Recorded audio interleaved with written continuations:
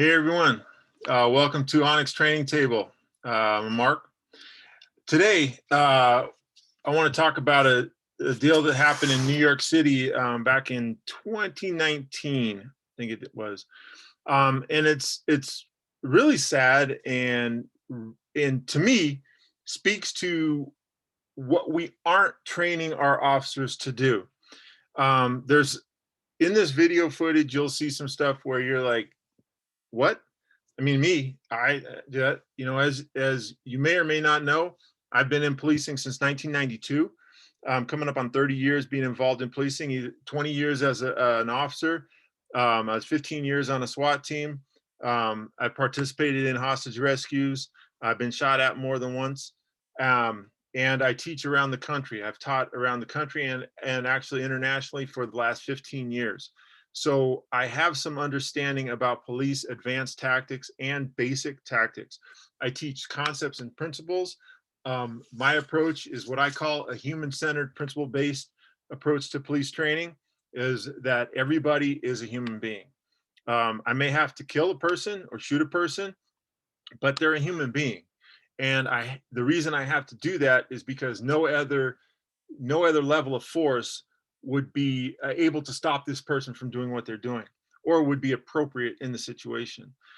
So I think that we need to be doing a much better job with our police officers. And as we look at this, I want to debrief this situation that happened and talk about it and look at where these concepts and principles and tactics are not being used. And so we're going to look at this. This happened. The person involved here, the person ends up getting killed. His name is Kawaski Trawick. He's a fitness instructor, personal trainer, who is suffering from mental health issues. You'll see that, and this video is put together by somebody. It's a compilation of different views. And you'll see that they actually put some of their own subtitles in here and some of their own graphics. But as we go through, I'm just going to debrief some of the tactics and some of the decision making that it appears these officers make based on what they do. Okay, I've trained thousands of police officers over the last 15, 20 years in my home state, and 15 years nationally. And so I have an understanding of what people are thinking when they do X, okay? So as we look at this, I'm just gonna kind of run this down. So you see this 32-year-old Kawaski Trawick is in his apartment. You'll see how this sets up. He can't get into his apartment, right? He is unable to get into his apartment. And this is put together by somebody who, after the police said, hey, the shooting was justified, they decided that he wasn't. This kind of goes into a little bit of Trawick, of him, what he did, what he was, but struggling with mental health issues, okay? So as we look here, you'll see that he lives in a supportive housing facility, okay? So he's already in kind of a halfway house. It's a facility for people who probably have some issues, maybe alcohol, mental health issues, drug issues, and it's kind of assisted living program that way. All right, so we already know where he lives. These officers do. Now he's out in the hallway. He's stuck out of his house. He can't get in, apparently. He's locked himself out. Apparently he's cooking dinner and went outside for some reason. People said that he was walking up and down the halls, banging on doors, and yelling and making a fuss, possibly because he was locked out and wanted somebody to help him. Again, think about it. He's having mental health issues. So where is his mind? Okay, it's not where yours and mine might be. We have to understand that. Okay, not everybody thinks the way we do. And that doesn't make them bad. It doesn't make them wrong. It just makes them think differently. Okay. So here's some things that are going to let you realize that things aren't completely normal in this guy's world. He's got a stick. He's got a bread knife in his hand. He's wearing these boots and this big overcoat and his underwear. Okay. Most people don't go out like this. So obviously he probably just stepped out to do something. Auto closed doors, you'll see later on, these are auto closed doors. They'll automatically close so that, you know, for fire and for also security. So his door closed when he went out and he couldn't get back in. So now he's going to find some help. You'll see what happens here. The fire department will come and they will let him in. He calls 911. You know, hurry up, we're gonna burn down. All right, 1616 Grand Avenue. What's the fire? Yeah. What's Okay. the fire emergency, sir? The building's on fire. All right. So he's called up to say the building's on fire. So the staff calls 911. He comes back. The firefighters come back. He says, "I just need to get in my building." You know, they're kind of pissed off. Look at them. They're in their full gear, all full bunker gear, man. They're like, it's just to let this guy in a door. All right, fine. So they do it. They get him in, and then they leave. Here comes the police. The police show up. They're now going to go contact him and saying, yeah, he was here. Okay, he might be on drugs, but he's got mental health issues, man.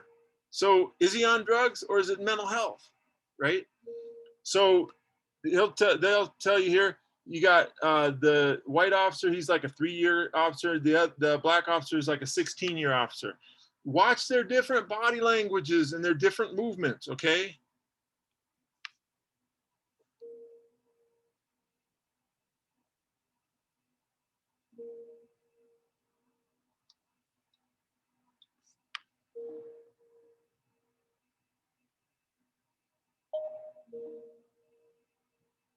So the body camera footage you'll see is going to be from the younger officer's body camera. So he opens it up. The older officer opens it up, and he sees Trawick directly straight in the apartment, probably about 10, 15 feet, and he's at his kitchen area. Okay. Now, see, he's got to hold it open. It's an auto closed door, so it's going to automatically close if he lets it go. So he's trying to talk to him. He's got a hand on his gun. The other guy is putting gloves on just in case. So they aren't quite ready to deal with Trawick right now. Trawick's inside. He's at his kitchen, and his first thing is, what are you doing in my house? You'll hear some of the video on the body camera. There's no video on this closed circuit TV, but you'll see one on the officer's video body camera, you'll see here.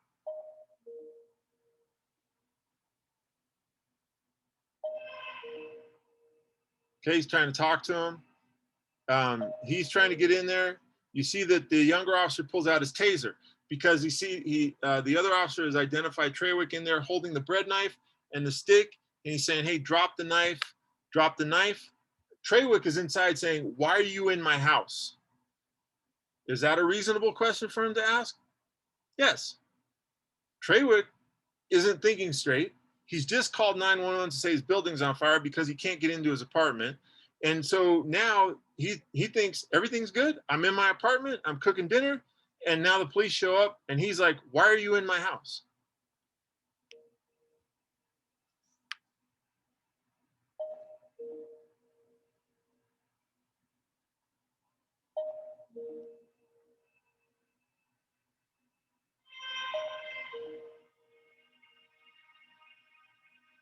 All right, so this person is saying some of the things that the police could have. They could have just let the door close.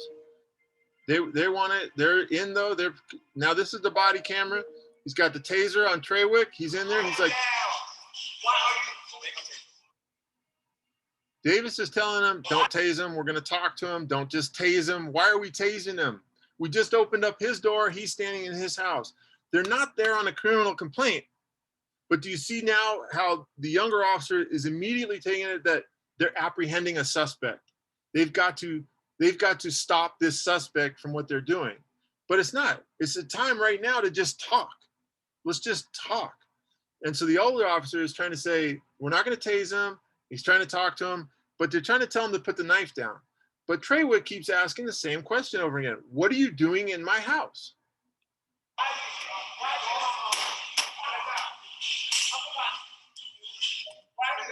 So he walks back away to give more room. The Trawick gives more space. So the officers are trying to talk to him. He's got the bread knife in his hand, and all they're saying is, put the knife down, put the knife down. And he's like saying, why are you in my house? Okay. Put it down. Why are you in my home? Put it down. He's got a knife. Yeah, I got a knife because I'm cooking. Right? Why do you have a knife? So I have a knife because I'm cooking. It's a bread knife. He's cutting food with the bread knife. But here's the thing. Here's a concept I want you to think about. Perception versus intent. Okay? So the police perceive a weapon to be used against them. But what is Trawick's intent with that? He's cooking dinner. So it's a utensil. It's a tool. It's not an offensive weapon to use against the police. It's a utensil tool for cooking. Okay? So perception versus intent. That's a lot of problems that we have in policing with the community, is that perception conflicts with intent. We perceive one thing where the intent of the public is not that. You know, that's why he says he's got a knife. Put the knife down, drop the knife, taser out, all that stuff.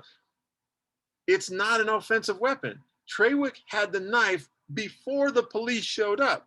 So why would the police think that he's got that as a weapon to be used against them when he's already got it for something else? It's not like he was waiting for the police to show up. He didn't know the police were going to come. So we got to understand that how perception versus intent can work against us, and really have to understand what people are doing with things. Now, I'm not saying if he's attacking you with a knife, you don't stand there and question him. But if he's just standing there holding a knife, you've got to understand the entire the situation, right? What's the context of him holding that knife? He's at his kitchen in his house at dinner time. So now this officer, the older officer, is kind of starting to push the younger officer out of the way because he thinks he's going to use the taser on him. So Thompson is the younger officer. He puts his gun up. I'm cooking.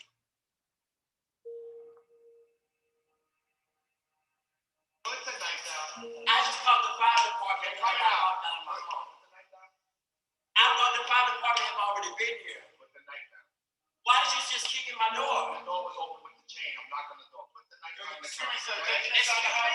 My man, drop the knife.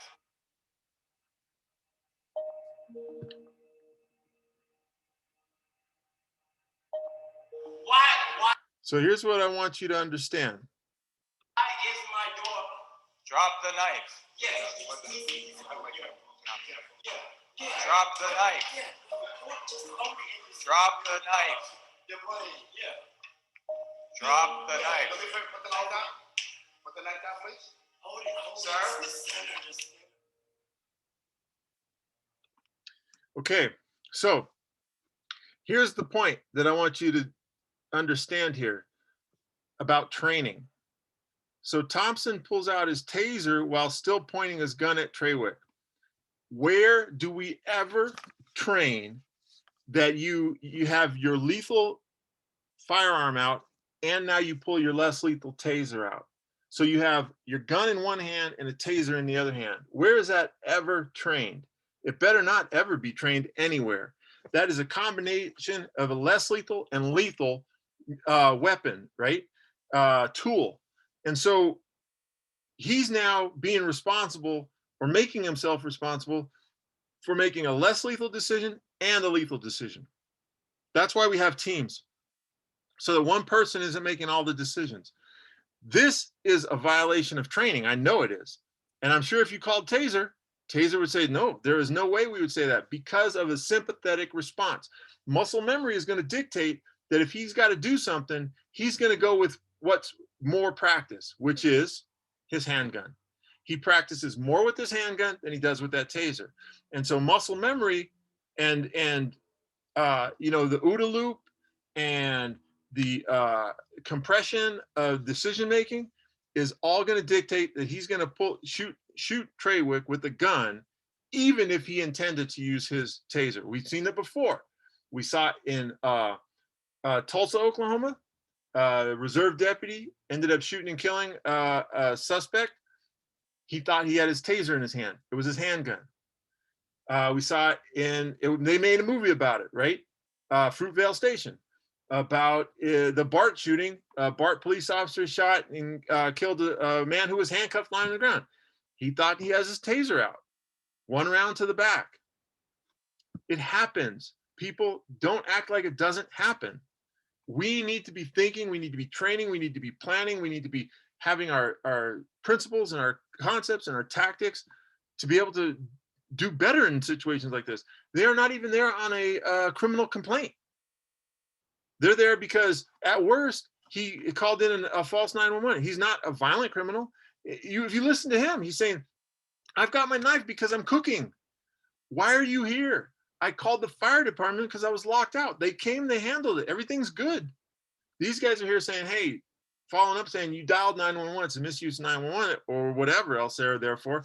But they're not working through the problem with him. How much easier would it have been to say, we're here because you called 911. You shouldn't have called 911 saying your building's on fire. We need to talk about it. Is everything okay? But what do they just keep doing? Put the knife down, put the knife down, put that. He's like, I'm cooking. He's got mental health issues. He's not in the same place you are. Okay? Watch.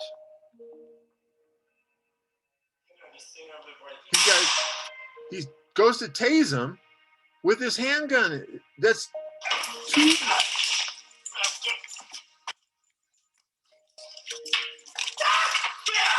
Watch, now they back out.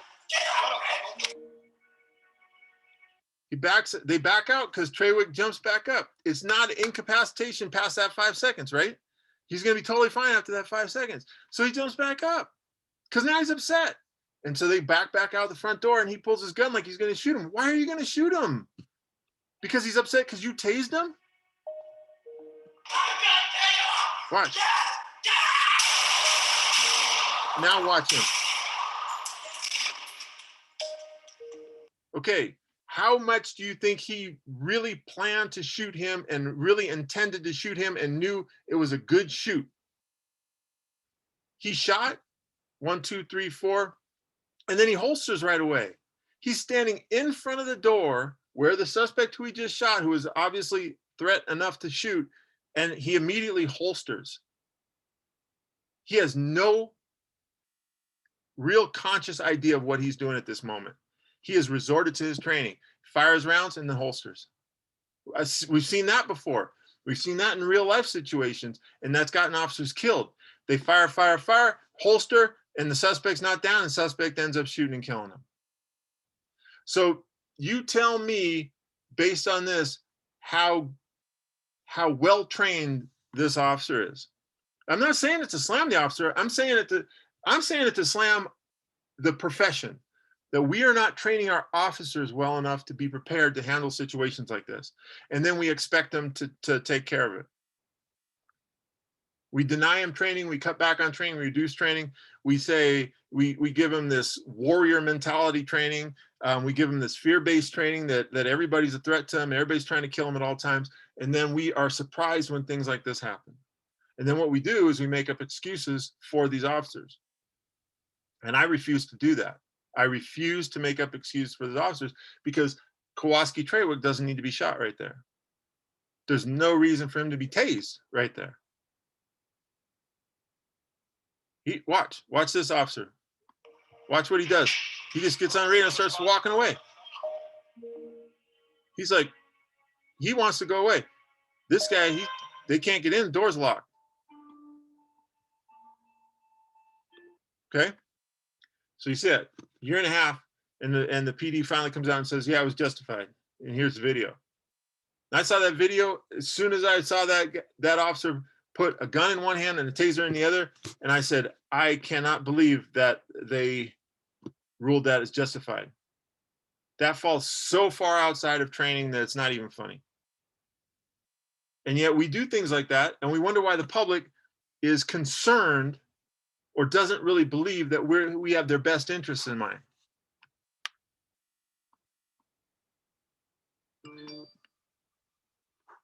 Please understand what I'm talking about. I'm 100% supporter of policing. I've been in it for almost 30 years, I said. I love policing.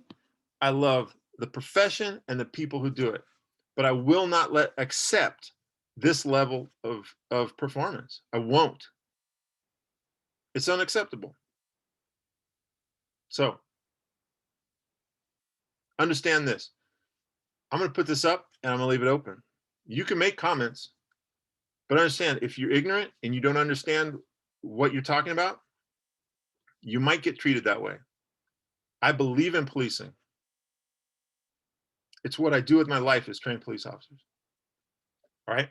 So hopefully this is some understanding for you. If not, listen more. All right. Hey, thanks for tuning in to Onyx Training Table. Mark, I'll talk to you later.